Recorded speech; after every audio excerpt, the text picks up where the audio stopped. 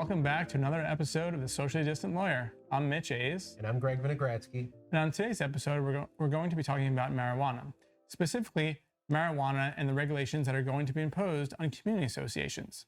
So recently, New Jersey passed finally act allowing marijuana to be consumed recreationally. There was always medical marijuana that has been on the books for a couple of years now.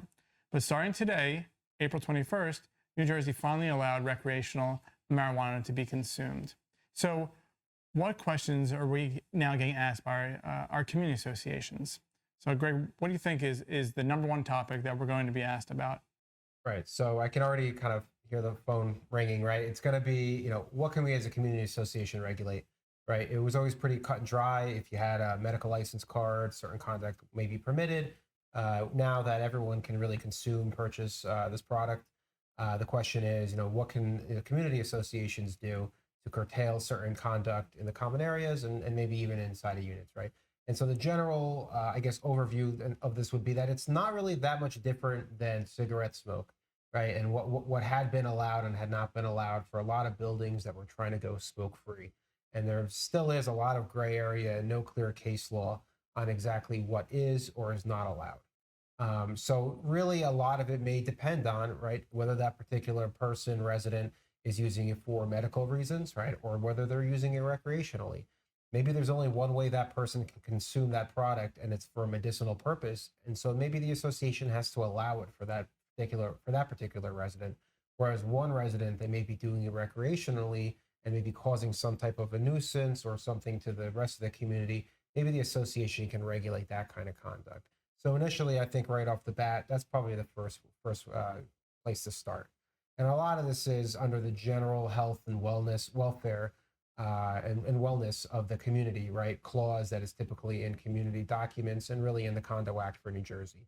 And that's that general power, broad power that lets community associations and the boards regulate certain conduct that they feel might be in the best interest of the association. Right off the bat, that's the first one. So it really seems like we've experienced these issues before. While marijuana might be new, we've experienced these nuisance issues since community associations have been around, since people have been living in these common spaces and smoke emanating throughout the buildings. These nuisance issues have been around, and so has reasonable accommodation issues. And we're going to see that continue to crop up as we continue to deal with the marijuana issue. Absolutely, and a lot of it really will stem from where does the association's jurisdiction end, right? So how far can they go? People normally think that if it's inside of a unit that you can't regulate that type of conduct inside of the unit. And that's not always accurate, right? If there's noise, if there's things inside of a unit that emanate, right, or permeate through a unit into the common space, that likely would be something that the association would be able to regulate. So there are still a lot of questions to be asked in this entire field and arena, but we have definitely seen throughout the years conduct similar to what we're seeing now that allows associations to institute certain policies, and we certainly expect that to continue even more, and the case law will likely develop from that.